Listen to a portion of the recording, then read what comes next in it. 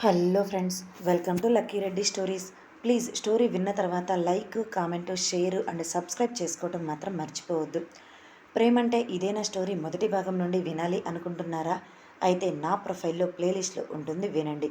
ఇక స్టోరీలోనికి వెళ్ళిపోదాం. అటు తిరిగి ఉన్న రాబర్ట్ ఇటు తిరిగి గర్వంగా నవ్వుతూ ఉంటాడు.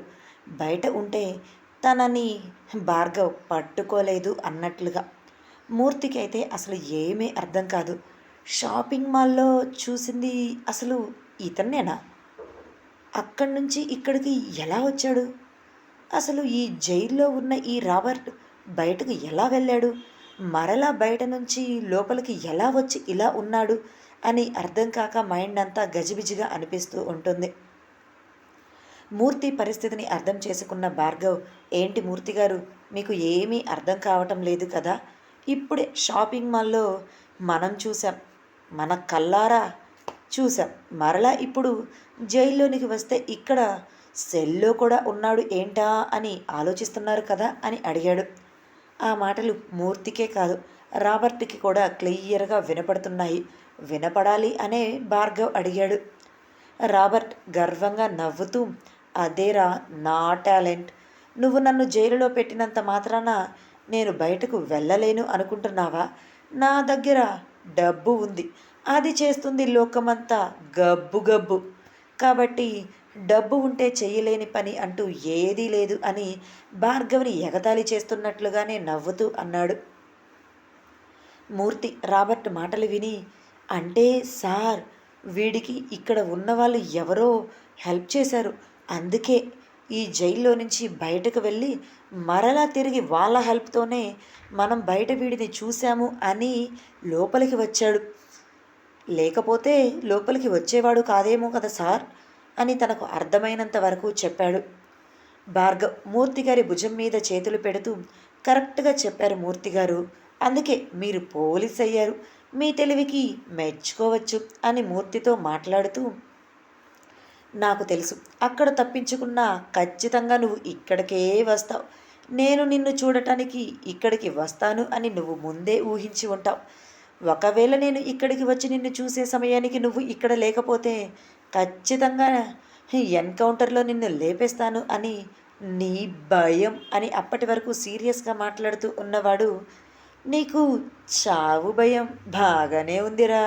అందుకే ఎక్కడికి పోకుండా డైరెక్ట్గా నీ ప్లేస్కి నువ్వే వచ్చేశావు అని వెటకారంగా అంటాడు.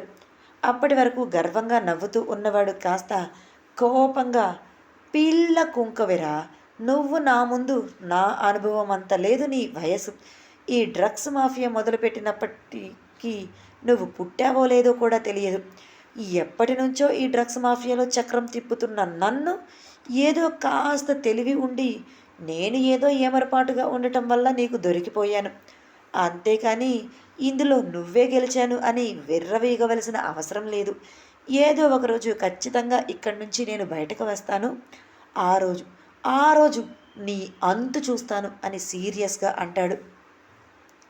భార్గవ్ చిన్నగా నవ్వటం మొదలుపెట్టి గట్టిగా నవ్వుతూ, భారీగా చెప్తున్నావురా డైలాగులు. వినటానికి కూడా చాలా బాగున్నాయి.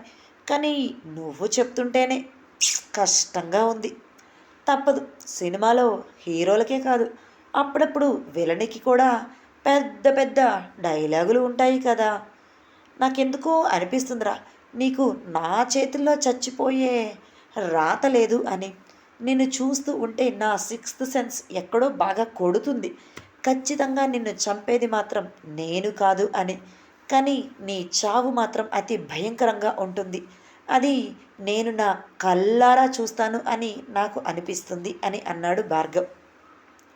హ హ హ అని రాబర్ట్ గట్టిగా నవ్వుతూ, ఈ రాబర్ట్‌కి చావా? అది అంత త్వరగా ఈజీగా రాదు. ఈ రాబర్ట్‌ని చూస్తేనే చావుకి చచ్చేంత భయం. అందుకే నీలాంటి పోలీసోళ్ళు ఎంతోమంది నన్ను చూసి భయపడి తోక ముడిచారు. ఇక నువ్వు ఎంతరా పిల్ల కుంక! ఈరోజు కాకపోతే రేపైనా సరే నన్ను చూసి నువ్వు తోక ముడిచి వెనక్కి తగ్గాల్సిందే. నేనేమి కోతిని కాదు, కొండముచ్చిని కాదు, తోక ముడుచుకుంటూ నిన్ను చూసి భయపడి వెళ్ళిపోవటానికి. ఇక్కడ ఉంది భార్గవ్. బగబగమండే ఆ భార్గవుడు నిన్ను మండించేంత శక్తివంతమైన వాడిని నన్ను చూసి నువ్వు భయపడే రోజు వస్తుంది. ఆ రోజు కూడా నువ్వు ఇదే మాట చెప్తావేమో, నేను చూస్తాను అని అప్పటి వరకు సీరియస్గా చెప్పి, మూర్తిగారు తిరిగి తిరిగి బాగా అలసిపోయాను, ఆకలి కూడా వేస్తుంది, పదండి వెళ్ళి ఏమైనా తిందాం అంటూ మూర్తిగారి భుజం చుట్టూ చేతిని వేసి అక్కడి నుంచి తీసుకుని వెళుతూ ఉంటాడు భార్గవ్. రాబర్ట్ వెళుతున్న భార్గవ్ వైపు చూస్తూ కోపంగా, నువ్వు నన్నేం చెయ్యలేవురా, నువ్వే నన్ను చూసి భయపడే రోజు వస్తుంది. ఆ రోజు నన్ను ఎగతాళి చేసిన మాటలే నీకు గుర్తు చేస్తాను. నేను బయట లేనంత మాత్రాన నా పనులు ఆగిపోతాయేమో అని నువ్వు అనుకుంటున్నావు, కానీ ఎక్కడ పనులు అక్కడ సజావుగా సాగుతూనే ఉన్నాయి. నేను జైల్లో ఉన్నాను అని మీరు రెస్ట్ తీసుకుంటూ ఉన్నారు, కానీ నా మైండ్ ఎప్పటికీ రెస్ట్ తీసుకోదు. వాటి పని అవి చేస్తూనే ఉంటాయి. అదేంటి సార్, ఆ రాబర్ట్ అంతగా బెదిరిస్తూ ఉంటే మీకు అస్సలు భయం వేయటం లేదా? ఇంకా ఆకలి వేస్తుంది అని నన్ను తీసుకొని వచ్చారు అని కళ్ళు పెద్దవి చేస్తూ భార్గవ్ వైపు చూస్తూ అడిగాడు మూర్తి. మూర్తి గారు, మీరు ఇంకా చాలా నేర్చుకోవాలండి, పదండి మీకు నేర్చుకోవాల్సినవి అన్నీ నేను నేర్పిస్తాను అని అన్నాడు భార్గవ్. ఏంటి, ఇప్పుడు నేను నేర్చుకోవాలా? ఏమి నేర్చుకోవాలి అని అయోమయంగా తలగోక్కుంటూ భార్గవ్తో పాటుగా లోపలికి వెళ్తూ ఉంటాడు. అలా ఇద్దరు కూడా స్టేషన్ లోపలికి వెళ్ళి భార్గవ్ తన క్యాబిన్లో కూర్చొని ఉంటే తన ఎదురుగా మూర్తిగారు చైర్లో కూర్చొని ఉన్నారు. భార్గవ్ తనకి ఇంటి దగ్గర నుంచి వచ్చిన క్యారేజ్ని ఓపెన్ చేసి, తీసుకోండి మూర్తిగారు, తినండి, చాలా బాగుంటుంది, మా మమ్మీ వంట సూపర్గా చేస్తుంది తెలుసా, ఒక్కసారి తిన్నారు అంటే ఇక మీరు మరలా మరలా కావాలి అని అడుగుతారు అని అన్నాడు. మూర్తిగారికి అంత అయోమయంగా ఉంటుంది. ఏదో నేర్పిస్తాను అంటున్నారు, అక్కడ ఏమో అతనితో ఏవేవో ఛాలెంజ్లు చేసి వచ్చారు, ఇక్కడేమో ప్రశాంతంగా కూర్చొని మా మమ్మీ వంట బాగా చేస్తుంది తినండి అని నాకు పెడుతున్నారు. అసలు ఇతని క్యారెక్టర్ ఏంటో నాకు ఏమీ అర్థం కావటం లేదురా బాబోయ్ అని అనుకుంటూ తనకు ఇచ్చిన బాక్స్ని తినటం కూడా ఆపేసి మరీ భార్గవ్ వైపు చూస్తూ మనసులో అనుకున్నాడు మూర్తి.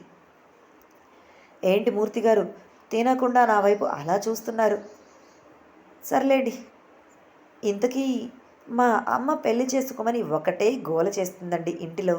పెళ్లి చేసుకుంటే ఎలా ఉంటుందంటారు? మీరు పెళ్లి చేసుకున్నారు కదా, చెప్పండి, ఒక ఐడియా ఇవ్వండి అని అన్నాడు భార్గవ్.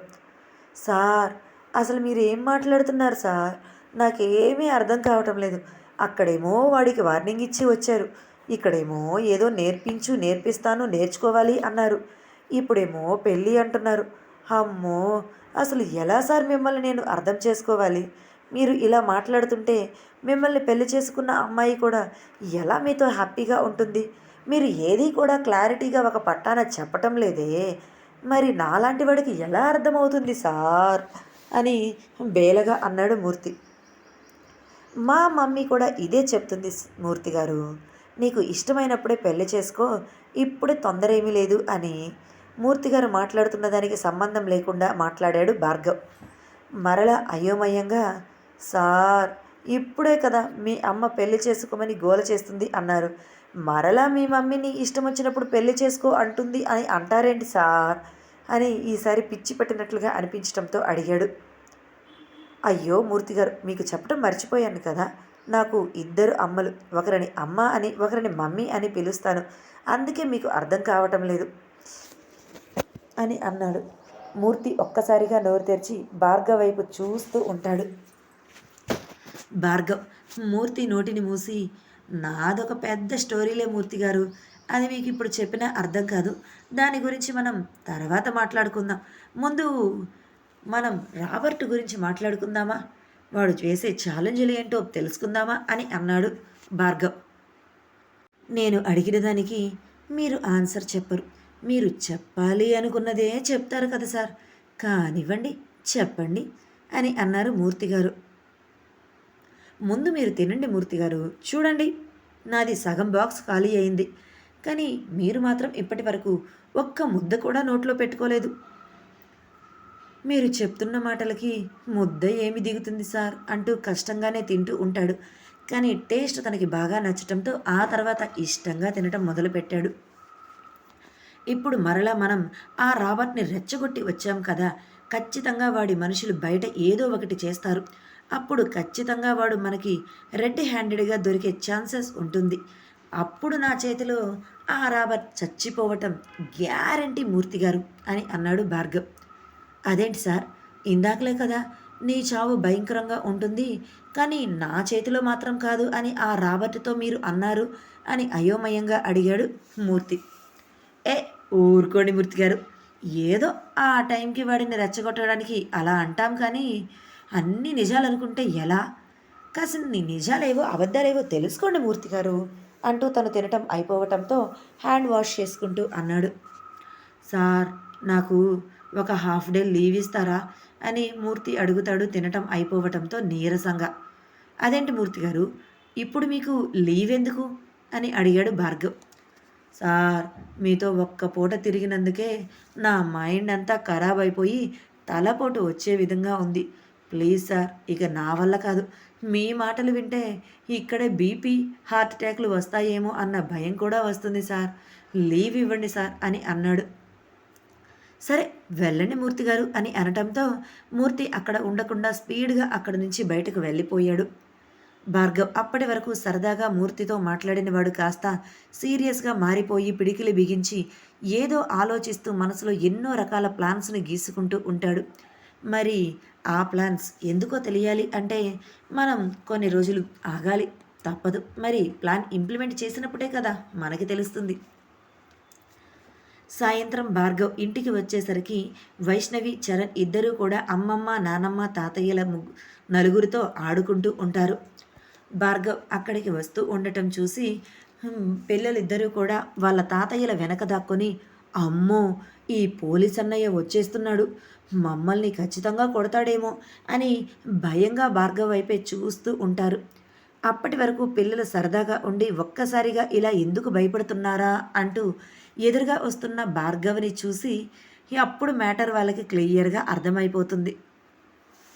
నరేష్ నవ్వుతూ, ఏంట్రా పిల్లల్ని బాగా భయపెడుతున్నావా ఏంటి? నిన్ను చూసిన వెంటనే మా వెనక్కి వచ్చి ఇలా దాక్కుంటున్నారు అని అంటూ భార్గవ్ భుజం చుట్టూ చేతిని వేస్తూ అడుగుతారు. భార్గవ్ నవ్వుతూ, అదేం లేదులే తాతయ్య, వీళ్ళు అస్సలు వర్క్ చేయకుండా ఎక్కువసేపు ఫోన్లోనే మునిగిపోయి ఉంటున్నారు. అసలు వర్క్ గురించే పట్టించుకోవటం లేదు. అందుకే కాస్త భయం పెట్టాను. దానికి వీళ్ళు ఇంకాస్త ఓవర్ యాక్షన్ చేస్తున్నారు. పక్కన మీరు ఉన్నారు కదా, ఇప్పుడు ఇలా భయపడుతున్నట్లు యాక్ట్ చేస్తే మీరు వాళ్ళకి సపోర్ట్ చేస్తారు కదా, అది వాళ్ళ ధైర్యం అని అన్నాడు. అప్పుడే అక్కడికి వచ్చిన భాషిత, కాస్త భయం కాదు తాతయ్య, చాలా భయమే పెట్టాడు. పాపం చూడండి, వీడు నార్మల్గా ఉన్నా కూడా వాళ్ళు ఎంత వణికిపోతున్నారో అని కావాలి అని భార్గవ్ మీద ఇంకాసిన్ని చాడీలు చెప్తుంది. జగదీష్, ఒరేయ్ మరీ పిల్లల్ని అలా భయపెట్టొచ్చంట్రా అంటూ భాషిత దగ్గరకు వస్తారు. అలా చెప్పండి తాతయ్య, అన్నయ్య చాలా మారిపోయాడు.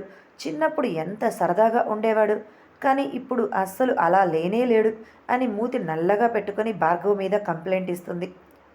అఖిల, అన్నపూర్ణ ఇద్దరూ కూడా, ఏంటి నా మనవడి మీద చాడీలు చెప్తున్నావు అని భాషితతో అంటారు. జగతి అక్కడికి వస్తూ, మరి నీ మనవడు చూడు ఎలా సీరియస్గా ఉంటున్నాడో, అదే నా మనవరాలు చూడు ఎప్పుడూ నవ్వుతూ సరదాగా అందరినీ నవ్విస్తూ ఉంటుంది అంటూ భాషిత దగ్గరకు వస్తుంది. వర్ష, మేఘన ఇద్దరూ కూడా ఒక ప్లేట్లో జ్యూస్ గ్లాసెస్, మరొక ప్లేట్లో బజ్జీలు తీసుకుని వచ్చి అందరి దగ్గరకు వచ్చి, చాలు ఇక ఒకరి మీద ఒకరు చెప్పుకుంది, ముందు తినండి ఆ తర్వాత తాగండి అంటూ అందరికీ కూడా జ్యూస్ బజ్జీలు ఇస్తూ ఉన్నారు. అప్పటికి కూడా వైష్ణవి, చరణ్ ఇద్దరూ కూడా భయపడుతూ ఉండటంతో భార్గవ్ వాళ్ళిద్దరి దగ్గరకు వచ్చి, ఏంట్రా నిజంగానే నన్ను చూసి మీరు ఇద్దరు భయపడుతున్నారా అని నవ్వుతూ అడుగుతాడు. అంటే అన్నయ్య, నువ్వు హోంవర్క్ గురించి ఎక్కడ అడుగుతావు ఏమో అని భయం అంతే అని ఇద్దరూ నవ్వుతూ భార్గవ్ వీపు మీద ఎక్కి కూర్చుంటారు. ఆకాష్, గౌతమ్ ఇద్దరు వాళ్ళ ముగ్గురిని చూసి నవ్వుకుంటూ, చూసారా ఇప్పటి వరకు వాడిని బాగా ఆడిపోసుకున్నారు. ఇది వాడంటే వాళ్ళకు ఉన్న భయం. మన ముందు అన్ని నాటకాలు అంతే అంటూ ఇద్దరు నవ్వుతూ జ్యూస్ తాగుతూ ఉంటారు.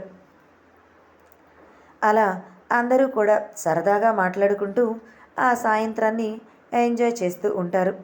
మరి వీళ్ళందరూ ఇలా సరదాగా ఎంజాయ్ చేస్తూ ఉంటే చూస్తూ ఊరుకుంటుందా కాలం? చూద్దాం ఏం జరుగుతుందో.